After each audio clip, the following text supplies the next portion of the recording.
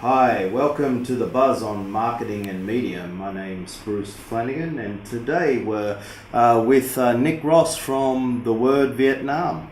Welcome, Nick. Hi. Hi, Bruce. So good to have you on the show today. Thought we'd just have a conversation about your experience in Vietnam and insights into the world you work in. And Okay. So tell us a bit about Nick Ross. I'm from London originally. Uh-huh.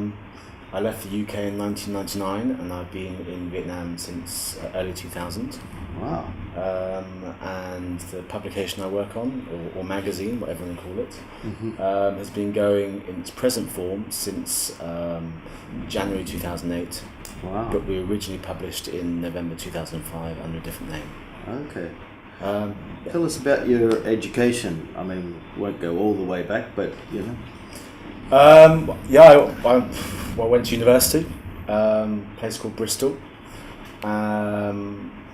Did a degree in politics and philosophy. Mm-hmm. But it was there actually. It's kind of that's where I got involved in journalism. I was on the university paper for 2.5 years, Uh-huh. and I was a music editor for 2 years. Okay. So that was where I first got into doing something similar to what I do now. So is that something you chose, or it just happened? It was something I chose, but they also had a bit of luck. There was a band at the time called Galliano, who were really, really big on the student circuit. Right. And the percussionist's mother was Wow. very close friends with my mother. And when I first moved out of home, I ended up living with the percussionist's mother. Okay. So I wanted to get involved with the music section of the of the university newspaper. So I go along to one of their meetings and I say, well, I think I can get an interview with Crispin Robinson and Galliano. And they said, no, not a chance. I said, no, seriously, let me try. So I explained to them. So I called my mum. My mum called her friend Jennifer. Jennifer called her son Crispin. And yeah, next thing I knew, I had an interview with him. Right. And that was basically how I not only got onto the paper, Right. but that's also how I ended up getting a job as an editor. Okay. Wow. So Excellent. so I had a bit of luck. Yeah. Excellent. So how did growing up in London and then studying in Bristol shape you to sort of who you are today? I grew up in quite a wealthy area of London, but without the money which other people have. Okay, that can be challenging. But at the same time, I was quite privileged. I had a family who cared about making sure that I went to good schools, that I learned stuff after school. Right. I think Bristol. I think the way Bristol shaped me was the first time I really was properly away from what I was, from where I was brought up, and I think living there. Because I ended up staying there for 7 years in the end. Wow. I think living there kind of made me realise that I wanted to go further afield and wanted to experience the world. Okay. So I think that's how Bristol, I guess, shaped me. Really. Okay. Interesting. And then, so how did you get to Vietnam from Bristol? You said you left 1999. Yeah. Was it? Basically, I was working in publishing. Right. Quit. Went travelling with my girlfriend. Okay. And arrived here in March 2000 and by chance found work teaching English. So that's it. Here in Vietnam? Here in Saigon, yeah. Sorry, just back up one Yeah. step. So after university, what did you do? The first job?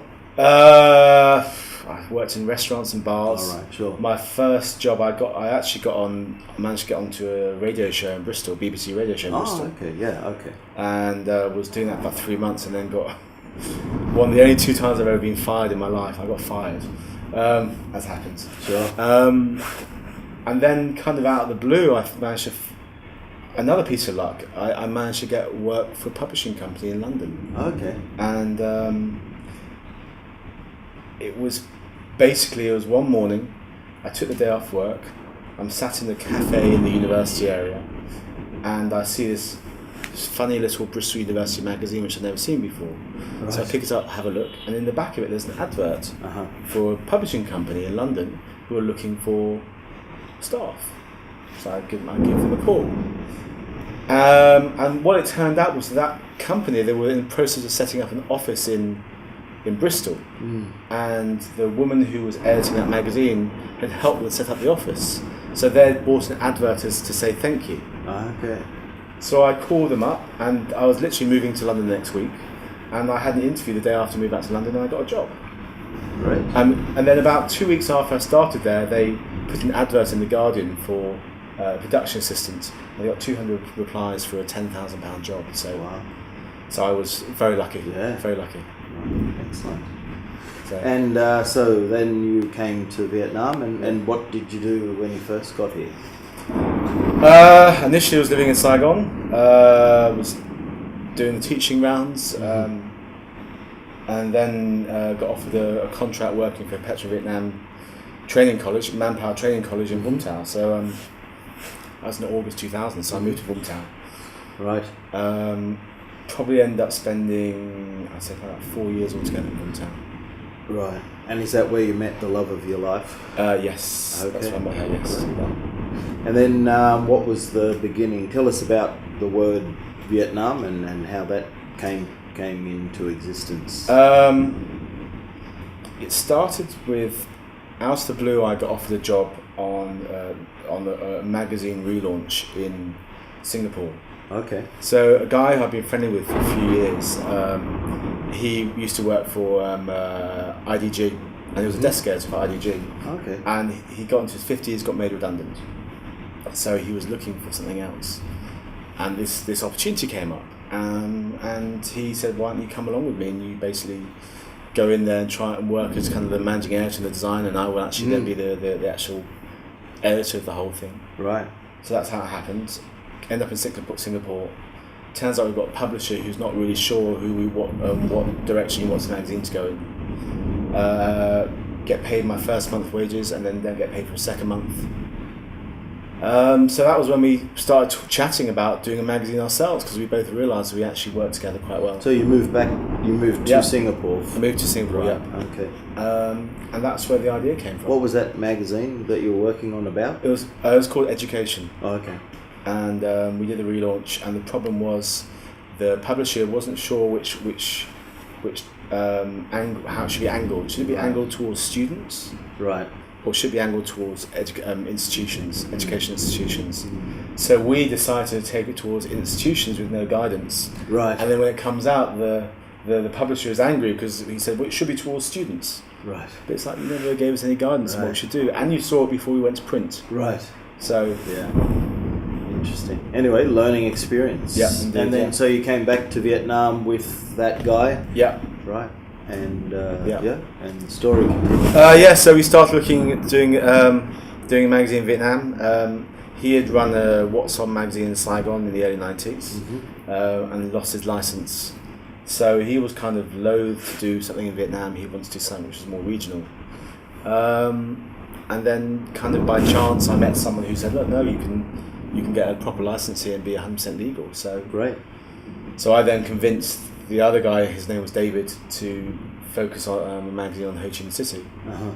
And we got a license, and then November 2005 was the first magazine. Right. So when you started it, were you clear about your objectives, or did that kind of come as you began? We were clear what we were trying to do. I mean, we modelled it on Time Out. Right. And the reason why we did it was because there was just no information at the time about what to do, where to go, right, how to do it. Yeah. So the idea was to fill in this big informational gap. Yeah. I mean, ironically, that's all done online now. That's all done by just simply by Google. Right. But at the time, there was nothing. Right. So that was where the idea came from. Was it called The Word when you launched? No, it was called Saigon Inside Out. Saigon Inside Out, okay. Yeah. And so how long before it became The Word? We had 10 issues. 10 issues. Then we lost our license.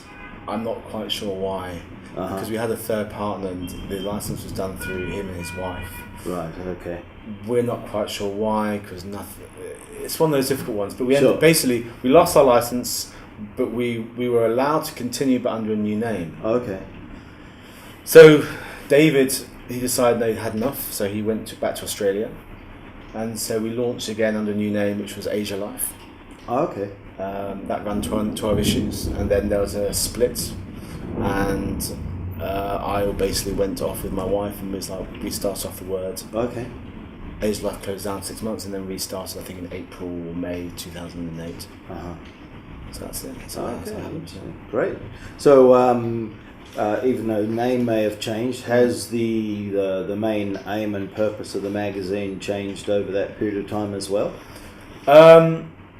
In terms of, yeah, it has. I mean, we're much more feature based now. Right. We're much, very much so, much more feature based now.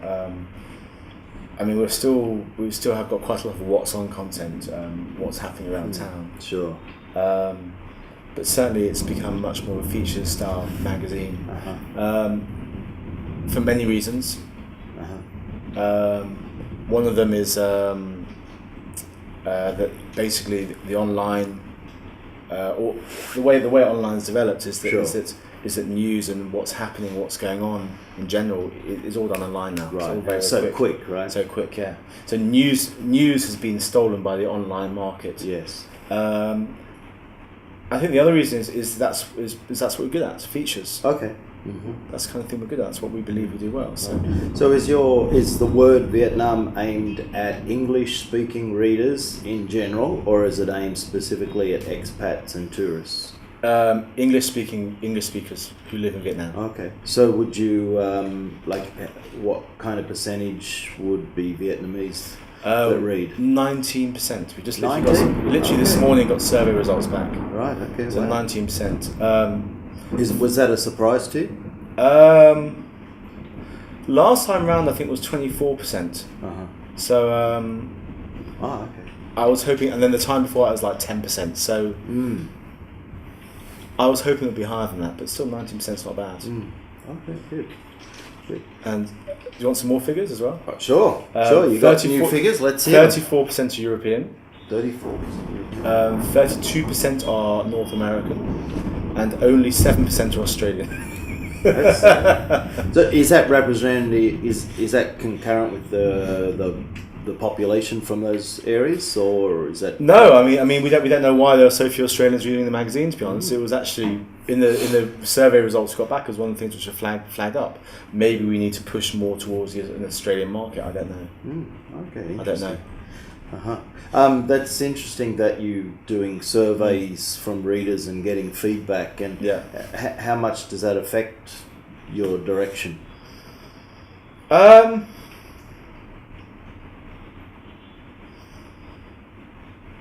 I'd say we certainly look at the results, and so for example, in terms of leisure activities, the surveys give us some very interesting results on what people do most outside of work, and we look at that as okay, maybe that's something we should focus on more than we are doing already. Okay. In terms of general opinions of the magazine, they're usually good, although it's because we cover the whole of Vietnam. Right. What happens is that in Ho Chi Minh City, the part they don't like is the Hanoi bit. Right. And then the Hanoi, the part they don't like is the Ho Chi Minh City bit. Right.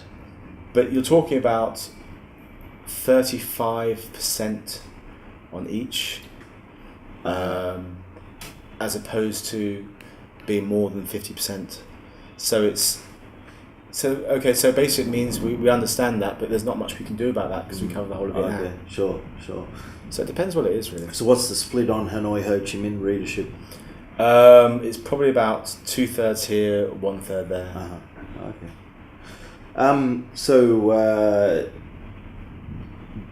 Do you think that your magazine is something that responds to what readers want, or are you shaping?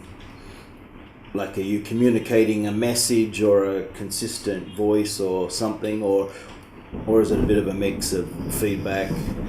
I think it's a mix. I think certainly there's been a larger interest in history in the last year or so, and a half, 2 years. Sure. And we've seen other publications doing that, online in particular. Yeah. And it's made us realise that we should do it ourselves. Okay. So that's more us seeing what's going on with the readers. On the other hand, I certainly feel that when people get a lot of pleasure out of seeing an article on them or on their business in the Word, and I certainly know that people do follow us and do read what we talk about. Right. Okay. Whether we shape people, I don't know. Okay. What's been the highlights of creating and building up this magazine over the years you've been here? Many. So one or two for us. I think there's an article probably when we did the cover story on the Quanchi on the DMZ. Okay. So what was significant? Well, you're in the former DMZ, and right. you've got no idea what it's like there. Yeah. I mean, going on a mining mission, going to hospitals, seeing mine victims in hospital. Right. Literally just had it's scary. Yeah. It's scary. Yeah. In terms of other highlights, I mean, I think just every time we do an issue which we're happy with, I think it's just a nice feeling. Okay. Cool. And the challenges then? What would be a couple of the significant challenges that you've had? The challenges is trying to say what we want to say and need to say, right. but not falling foul of the guidelines we have. Okay, sure. That's always I think that's consistent around the world. Yeah. You know. Okay, great. And do you have the end of it's a monthly magazine? Yeah. So do you have like the 25th? What day do you go to print? We're supposed to go to print on the 26th. Okay. So is it a mad rush at the end of the month? I mean, I've been involved in magazines and no matter how much planning you do, it's right. it's always a mad rush. Yeah, sure. Doesn't matter how much you do. Mm. What you edit? I'm the ultimate editor of everything that's there. Yes. Mm-hmm. So at the moment, I've got my deputy editor is doing all the initial editing, and then I'm all doing all the subbing. Right. Okay. At the moment. Yeah, but that's a general idea. So, what about your competitors? How have they shaped you, or how do you see your competitors? Initially, I've got to get my head around this one actually. Okay. Initially, it's been with irritation and frustration, and then something's always clicked with me, where I've realised, actually, it's good that they're there. Okay, that's something which we should do. Actually, having competition is good. Right. It's something I've got to get my head around. So I've got to stop the emotional side at the start. Okay. But each time we've had some serious competition, we found ourselves raising our game. Right. And so competition for us has been the best thing we could ever hope for. Right. So do you find you're getting more competition from people that do something similar to you, or the online and how you respond to, say, if online is growing? I think I've noticed there's a few onlines popped up recently. They may not be exactly what you do, but they're there. Well, yeah. I mean, we're getting. I mean, we've in the last year and a half, we've had a mixture of both. We've had both a new magazine set up. We've also had a couple more websites come up. Now it seems there's one website there which someone else is copying already. Oh, right, yeah. So, well, it is Vietnam. Yes, it's Vietnam, but it's foreigners copying foreigners, which is even more interesting. Yeah. I mean, to me, I mean, I see what they're doing. I mean, I've got my positives and negatives about it, but it's good because one website in particular right now is filling in the service which we are physically unable to do. Okay. Partly because of our license, actually mostly because of our license, but also because we're not set up as an entity to be able to do that. Right. Okay. So, do you? How would you differentiate yourself, or is there something about the word that people will read the word because of that? Something, the culture, the feel, the voice. I'd say we're quite raw. Okay. Voice-wise, I think we're getting more and more edgy than we were. I think before we used to tread the line quite carefully. Okay. Now we're getting more edgy. So raw and edgy is a we could interpret it a few ways. Yeah.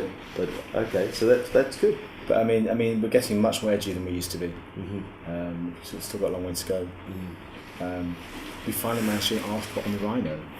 On the rhino? Yeah, it's one of those things we've been told not to touch, and we finally managed to do an article on the rhino. So we've also done. We also find. Did you see the VHS Air thing? Right. Okay. Yeah. Sure. So we managed to do an article on that with all the rudeness of it and all the amusing side of it. And in the past, we'd have been told, no, you can't do that. Right. Okay. We've even done an article on basically a comment piece, basically saying, look, stuff's being destroyed here. Fine, it's inevitable, but it needs to be very, very clear what's going to be preserved and what's not going to be preserved, and there needs to be some sort of very, very clear guidelines for it so that people are clear on what's going on. Otherwise, people just go into uproar all the time. Sure. So it's some education and giving people something that can be constructively done. Yeah. Excellent. But we're saying this is what is needed, which before we'd have never have said that. Right. We'd have never dared to suggest that something needs to be done. Right. So you're married to a Vietnamese? Half Thai, half Vietnamese. Half Thai, half Vietnamese. Okay, I didn't know that. Does she give you cultural insights, or does that come from staff, or? She gives me cultural insights every day. Every day, okay. Well, we won't go there. World War III. World War III. Great. So how would you see your magazine being innovative right at the moment, especially as the world is changing and people are certainly using their phones and other digital formats to get information. How are you innovating? So in terms of electronically and digitally, not so much. Okay. In terms of the content we're doing, I think we're being as innovative as we can be within the circumstances we've got. Right, sure. So I mean that's what we're focusing on. We're focusing much more on the quality of our content. So would you say that would be a general principle that if people have got good content that's marketed to the specific target audience, that people will always want to read it wherever they might find it? I hope so. Right. And this is where the problem lies. You cannot get good content unless you're going to pay for it. I mean, to create good content, you've actually got to have people there who are being paid to create it. Right.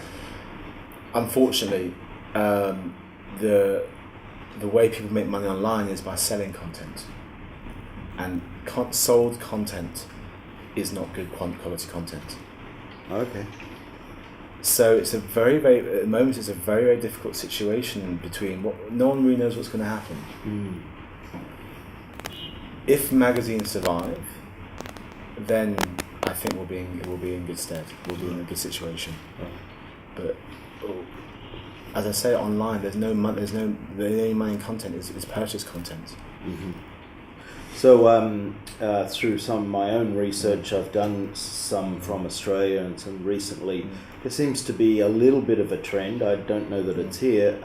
Back to print in niche markets, like especially the women's market. And if you are into whatever it is, model aeroplanes or whatever the niche the publication is, then people kind of want to still have that physical magazine and take it away for the weekend. They're kind of like got their iPad and they want to leave it at home.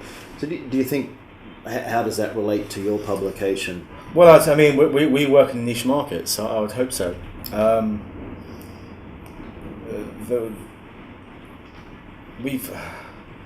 I know certainly that people pick it up, the magazine.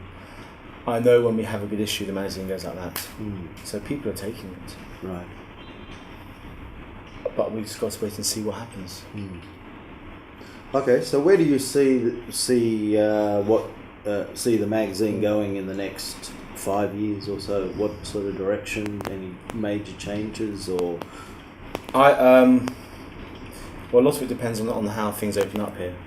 So, I mean, the last 3 to 4 years, the fact that Facebook has been allowed to proliferate naturally means that people are saying a lot more than they used to say. Right. I noticed you had an article somewhere about Facebook and the culture it's created.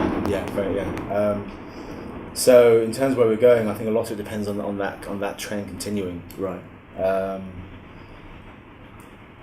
I would love to be able to write about all sorts of things we can't write about. Okay. But where that will happen, that's something I don't know. In terms of print versus digital, another problem with digital is it's very difficult to actually make a decent amount of advertising revenue online. If you want it, so basically, if you want to have good content, you've got to pay people for it. But if you and that means you need to have a big online revenue. Right.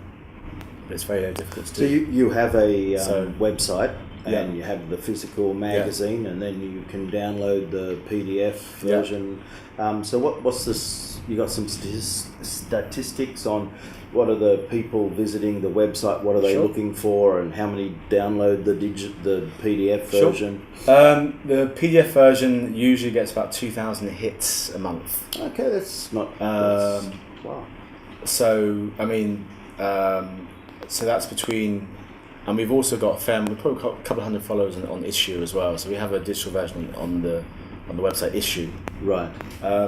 So it's I'd say probably about 2,000 people are actually seeing it in its magazine form each month. So what was the rest of the question? Sorry.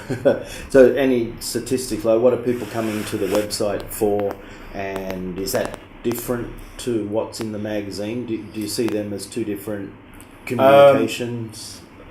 We used to think that people were more interested in events than they were in features online.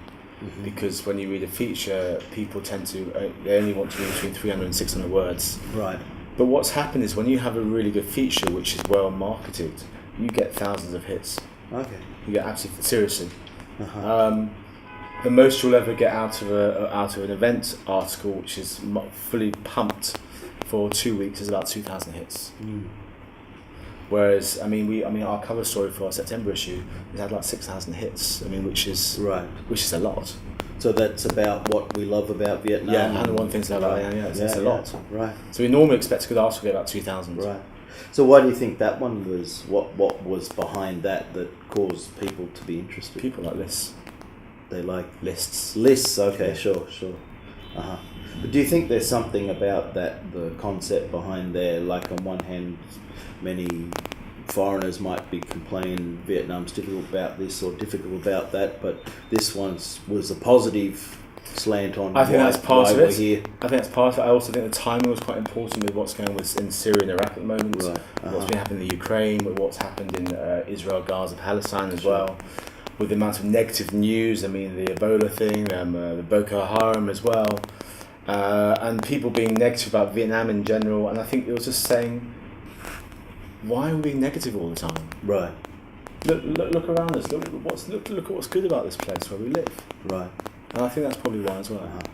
And how much input on that feature did you? It's my idea. It was your idea. It's my idea. Okay. Yeah. So you enjoyed putting that one together. Yeah. Right. Excellent. Yeah. All right. So if you think about the media space in Vietnam, so television and the general media, and maybe further to marketing in general, what comments, evaluation or advice would you give either someone who's wanting to get involved in that space, or what would you say to leaders that are in that space now?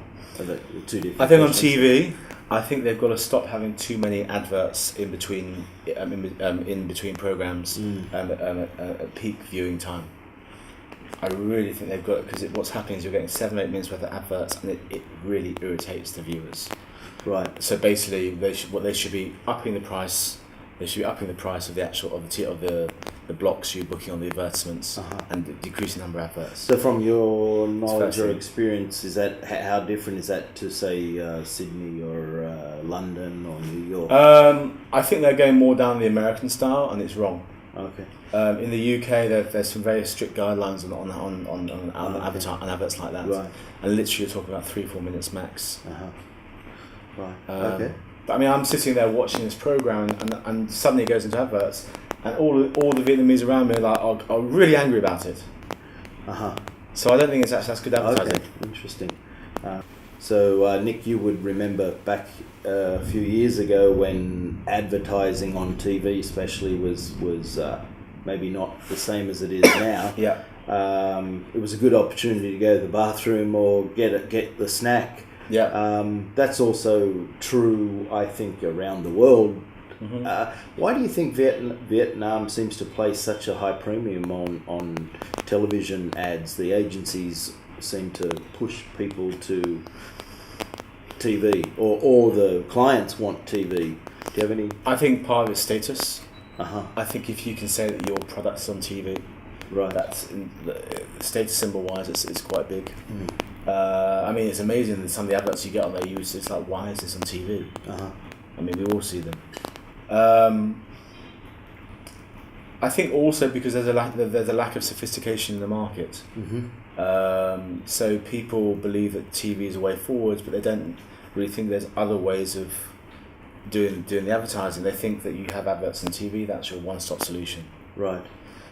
And when I say lack of sophistication, and except for the very large multinational companies, there are very few companies in Vietnam who understand that you're actually doing a full rounded campaign when you want to market yourself. Uh-huh.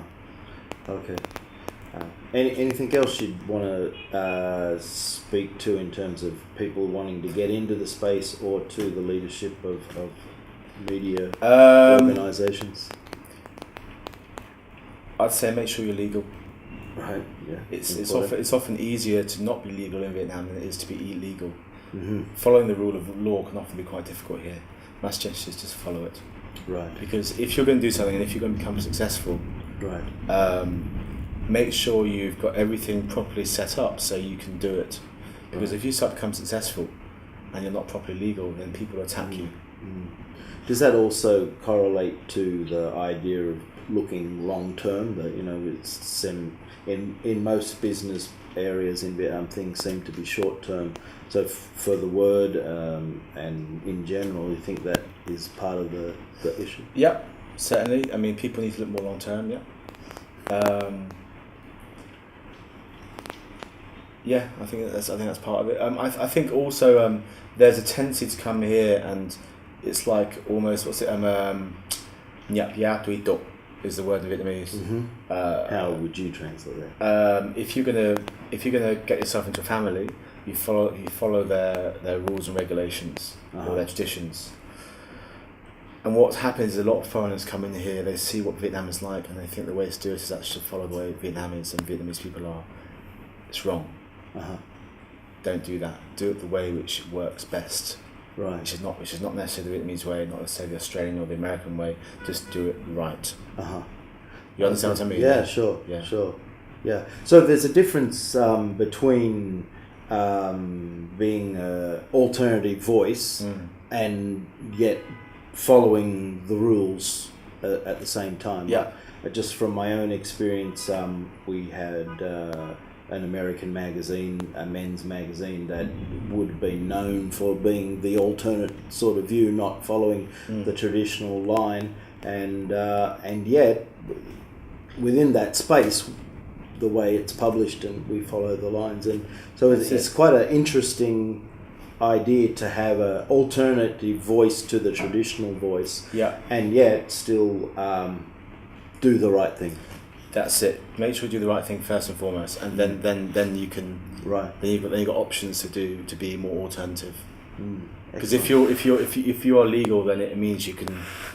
It's the same thing. Okay. If you've got capital, you can do things with capital. Yeah. If you don't have capital, you can't do anything. Mm-hmm. It's the same thing. It's the same concept. Right. Good. Anything else you'd like to add? In thinking about media marketing in Vietnam, you've not been known to be short of an opinion on. I would say that about 4 years ago, I got approached by a group of American students who were doing some research on media censorship in Vietnam, and I was never able to say what I thought properly to them. And now I'm going to say it to camera. In America, your country is far more regulated than Vietnam when it comes to media, okay? You're the one who is censored, not us. Yes, we've got problems, but not like you, okay? That's interesting, yeah. Fox. Sure. So it's a different type of regulation, you're saying? Yeah, it's a different type of regulation, yeah. Right. Yeah. So you said just before that content was king. So if you're communicating something across any media that people are interested in, is that the key? Yes. It's more than that. Okay, it's content is king and the audience is king. Mm-hmm. So basically, if you've got the content, it's one thing, but that's the first part of it. But then you've got to get it to the audience. Okay. And you've got to get it to the audience in a way where they will actually want to read the content. Right. So it's all about sound bites these days. Okay. So there's two but parts the channel. Do you have any challenges yourself in the channel to the market? So you've got content, but how do you get it? It's taken us a long time to work out how to use Facebook and Twitter properly. Okay, so social media plays a part these days. I think we've learned how to do it now. We're not necessarily always doing it right, but we've learned how to do it. Okay. So that's certainly something which we feel we've got over, and certainly when we get our Facebook posts and our tweets correct, we get a lot of interest in what we're doing. Right. Do people give a lot of feedback? Like, I don't know, do they send in emails? Do they write on your Facebook wall, reply to tweets, letters to the editor? Do you get much feedback from readers? Besides, we get a fair amount actually, much more now than we used to. The problem is when people say things to your face, you don't ever really know if they're being honest with you or not. Okay. If they're close friends, then yes, you know they're being. But certainly now, because of Facebook, we're getting, and Twitter, we're getting a lot more feedback. And we're getting negative feedback, which is what we want to. Because you want to hear when you do something which someone's uncomfortable with. Okay, good. Do you pay any attention to the research companies out there, or do they measure your publication? I mean, they're measuring the Vietnamese market. Do they measure? We do a readership survey. So we do research survey every year. Not your own research. I mean the research companies, TNS and Nielsen and the other. In terms of what they're doing in the market here. Yeah. Do you get any statistics off them? They don't measure yes, your market. We do. We used to do quite a lot with Simigo. Right. Probably less at the moment. But certainly we do get some stuff off them. I'm also looking at maybe doing something with another company as well right now. Right. Okay. Great. So. So where do you? What else do you do? So Nick, the word Vietnam. What else? I also do some business skills training from time to time. Okay. So that's very much when the work comes, I do it. Family, do a fair amount of cycling, reading, love reading books. Right. And travelling. What type of books do you read? I'm generally into thrillers of different sorts. Okay. Interesting. I've probably gone through every. What's his name again? Very famous.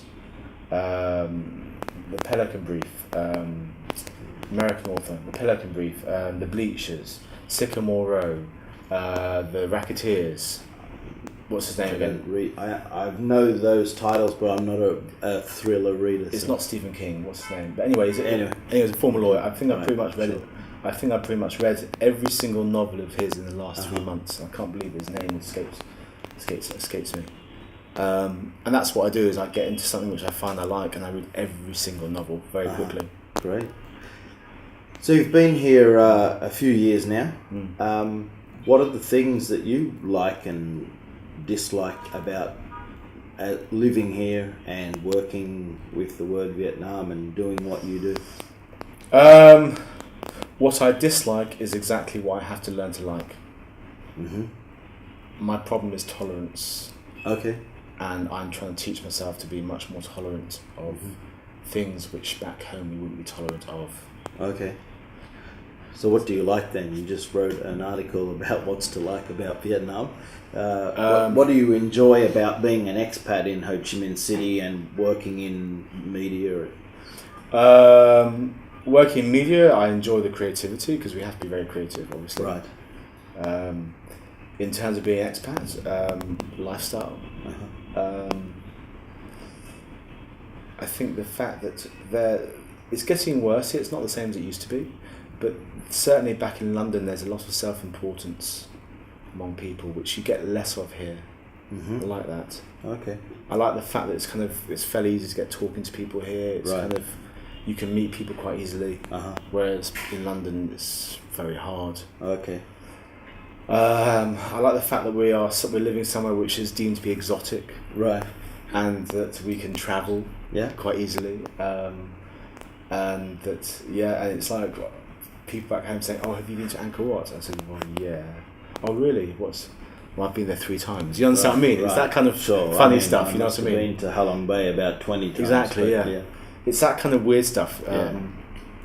I love eating on the street. I love the street life here. That still gives me a buzz. Sure. Yeah, for me too.